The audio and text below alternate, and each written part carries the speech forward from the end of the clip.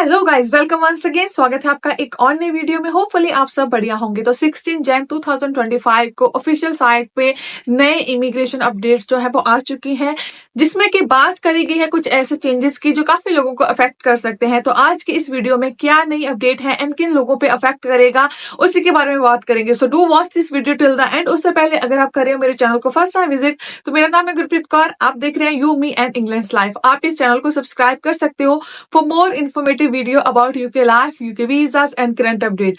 तीनों ही चीजों की जो इन्फॉर्मेशन है टाइम टू टाइम इस चैनल पे मिलती रहेगी। So do subscribe, press bell icon, ताकि आने वाली सारी वीडियोस की नोटिफिकेशन भी आपको मिल पाए। तो डायरेक्टली बढ़ते हैं टॉपिक की तरफ। तो डायरेक्टली जो भी आर्टिकल आया उसी में मैं आपको लेके जाती हूँ। तो आर्टिकल में यहाँ पे जो मेंशन है, जैसे कि आर्टिकल की स्टार्टिंग ही है, next step for more efficient immigration system. तो कुछ नए स्टेप्स जो यूके गवर्नमेंट लेने वाली है उसके बारे में बात करी गई है। तो यहाँ पे इसके आगे मेंशन है न्यू। तो यहाँ पे बात करी गई है कुछ ऐसे न्यू मेजर्स की जो कि आज के दिन में 16 ऑफ जैन को यूके की पार्लियामेंट में इंट्रोड्यूस करे गए, जिसको अनाउंस करा गया।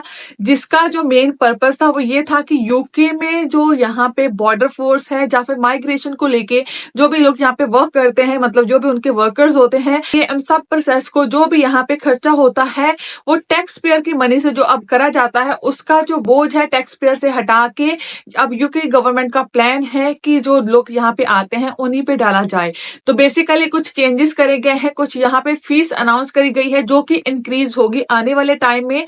तो उन सारी फीस के बारे में यहाँ पे इस आर्टिकल में मेंशन करा गया है, क्योंकि जो यूके की गवर्नमेंट है वो टैक्स पेयर पे जो भार पड़ता है यहाँ पे बॉर्डर फोर्स का एंड उसके अलावा जो भी इन फील्ड में लोग काम करते हैं उनकी सैलरीज का, उसको कम करना चाहती है। तो 16 जैन 2025 को ये आर्टिकल आया है। तो पे अलग अलग सर्विसेज है, उनकी जो फीस है वो इंक्रीज कर दी जाएगी। तो इसमें से जो सबसे फर्स्ट आती है फीस, उसमें आता है इलेक्ट्रॉनिक ट्रैवल ऑथराइजेशन। ये जो फीस है अभी 10 पाउंड है। ईटीए काफी लोगों को पता होगा, यूके ने रिसेंटली ईटीए सिस्टम अनाउंस करा है। अगर आप यूके में ट्रैवल करने वाले हो रिसेंटली, स्पेशली आफ्टर मार्च, तो आपको यूके का ईटीए जो है वो अप्लाई करना पड़ेगा। ऑनलाइन एक फॉर्म है जो कि आपको फिल करना पड़ेगा यूके एंटर होने से पहले। उसकी जो कॉस्ट है वो 10 पाउंड रखी गई है। जिन लोगों को अभी तक इसका नहीं पता, तो इस वीडियो के साथ में ही जो मैं वीडियो, एक और वीडियो यहाँ पे आपको मेरे चैनल पे मिल जाएगी, जिसका जो लिंक है नीचे मैं डिस्क्रिप्शन में प्रोवाइड कर दूंगी। वो होगी ईटीए के बारे में कि क्या ईटीए है, किन लोगों को अप्लाई करना है और कौन लोग बिना ईटीए अप्लाई करे भी यूके में आ सकते हैं। तो उस अगर आपको इस सब के बारे में नहीं पता तो आप उस वीडियो को जाके देख सकते हो। उसमें जो सारी डिटेल है ईटीए के बारे में मैंने दे के रखी है। तो ईटीए का जो इनिशियल चार्जेस है वो बताए गए थे कि 10 पाउंड, आपने 10 पाउंड फीस पे करनी है ईटीए जो अप्लाई करने के लिए। पर यूके की गवर्नमेंट अब इसको जो ईटीए की फीस है इंक्रीज करके 16 पाउंड करने वाली है। तो हो सकता है कि आने वाले टाइम में आपको 10 पाउंड नहीं 16 पाउंड जो फीस है ईटीए के लिए पे करनी पड़े। जो सेकंड इंक्रीज फीस में करा जा रहा है वो करा जाए सर्टिफिकेट ऑफ स्पॉन्सरशिप।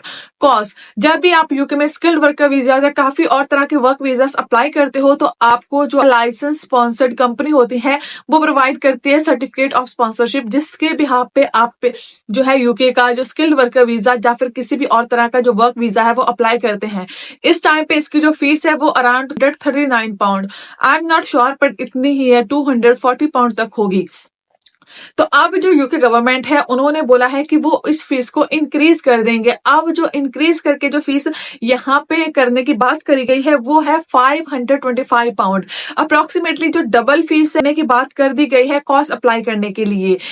तो हालांकि जो अमाउंट है आपकी कंपनी आपके लिए पे करती है, कॉस्ट आपकी कंपनी आपके लिए अप्लाई करती है, पर काफी लोग ऐसे हैं जो कॉस्ट के लिए खुद भी पे करते हैं कंपनीज को और काफी सॉलिसिटर्स को। तो इस सिचुएशन में जो आपकी कॉस्ट है वो थोड़ी इंक्रीज हो जाएगी। लाइक अगर हम इंडिया की बात करें तो अप्रोक्सीमेटली 30,000 आपकी जो कॉस्ट है, कॉस्ट के लिए आने वाले टाइम में इंक्रीज हो जाएगी। इसके बाद जो नेक्स्ट यहाँ पे चेंजेस की बात करी गई है वो करी गई है ब्रिटिश सिटीजनशिप सेरेमनी की। जब भी आप यूके में आईएलआर के बाद ब्रिटिश सिटीजनशिप अप्लाई करते हो तो आपको एक सेरेमनी के लिए जाना पड़ता है। उस सेरेमनी में आपको जो पूरे डॉक्यूमेंटेशन है वो दी जाती है, जिसकी कि आपको पहले फीस पे करनी पड़ती है। अब जो फीस है वो भी इंक्रीज करने की बात कर दी गई है। अब जो आपको फीस पे करनी पड़ेगी वो करनी पड़ेगी 1605 पाउंड।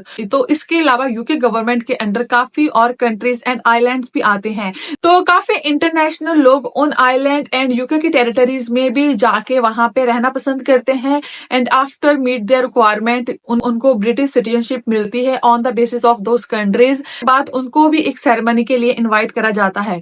तो अब उनकी इस सेरेमनी के लिए जो फीस है वो भी इंक्रीज कर दी जाएगी। अब उनकी जो फीस होगी वो कर दी गई है 1070 पाउंड। तो उनको अब 1070 पाउंड जो है फीस पे करनी पड़ेगी फॉर दैट सेरेमनी। इसके अलावा यहाँ पे बात करी गई है कि इन सारे चेंजेस से जो अर्निंग है वो कितनी होगी। तो ऐसा प्रेडिक्ट करा जा रहा है कि इन सारी फीस को चेंज करने के बाद यूके की गवर्नमेंट को जो अर्न होगा वो होगा 269 मिलियन पाउंड एक ईयर के यूके की गवर्नमेंट इन सारी फीस को इंक्रीज करने के बाद अर्न कर लेगी। तो इस आर्टिकल में जो ईटीए है जो कि जल्दी ही यहाँ पे यूके में स्टार्ट हो जाएगा उसके बारे में बात करी गई है कि कुछ जो यहाँ पे फ्लाइट्स आती हैं जब आप बाय यूके जाते हो जिसमें कि हीथ्रो एंड जो मैनचेस्टर के एयरपोर्ट है वहीं पे आपको स्टे मिलती है।